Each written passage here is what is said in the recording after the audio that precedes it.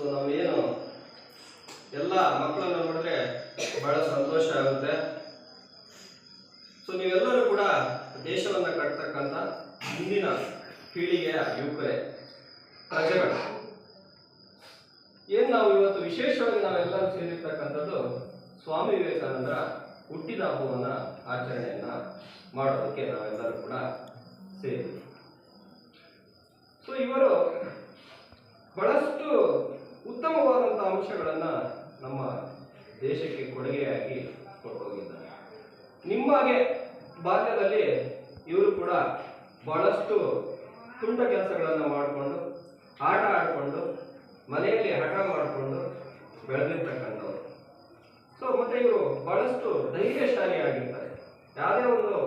ಯಾವುದಕ್ಕೂ ಕೂಡ ಎದುರ್ಕೊಳ್ತಾ ಇರಲಿಲ್ಲ. ಮನೆಯಲ್ಲಾಗಲಿ, ಎಲ್ಲೇ ಆಗಲಿ, ಹೊರಗಡೆ ಆಗಲಿ ಬಹಳಷ್ಟು ಧೈರ್ಯವಾಗಿ ಮಾತಾಡ್ತಾ ಇದ್ರು. ಮತ್ತೆ ನಿಮ್ಮಾಗೆ ತುಂಟ ಕೆಲಸಗಳನ್ನ ಮಾಡಿಕೊಂಡೇ ಬೆಳೆದಂಥವ್ರು. ಇವರ ವ್ಯಕ್ತಿತ್ವ ಇಷ್ಟು ಮೇರು ವ್ಯಕ್ತಿತ್ವವಾಗಿ ರೂಪುಗೊಳ್ಳುವುದಕ್ಕೆ ಇವರು ಎಲ್ಲಿ ಜನಿಸಿದ್ರು ಅನ್ನೋದು ಕೂಡ ಇಲ್ಲಿ ಬಹಳ ಮುಖ್ಯ.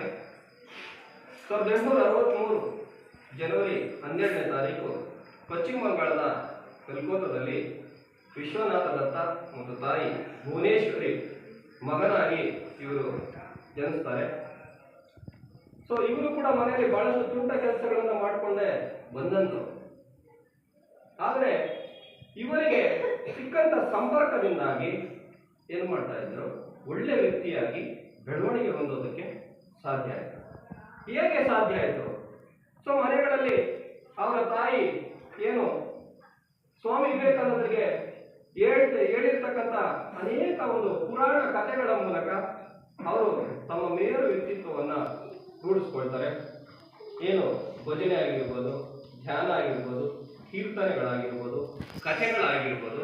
ಒಬ್ಬ ತಾಯಿಯಾಗಿರ್ತಕ್ಕಂಥವಳು ಮಗನನ್ನ ಯಾವ ರೀತಿ ಬೆಳೆಸಬೇಕು ಅನ್ನೋದು ಭುವನೇಶ್ವರಿ ತಾಯಿಗೆ ಬಹಳಷ್ಟು ಚೆನ್ನಾಗಿ ಗೊತ್ತಿದೆ. ಸೊ ಅದಕ್ಕೋಸ್ಕರ ಅವರು ಒಳ್ಳೆಯ ಅಭ್ಯಾಸಗಳನ್ನ ಬೆಳೆಸ್ಕೊಂಡು ಅವರು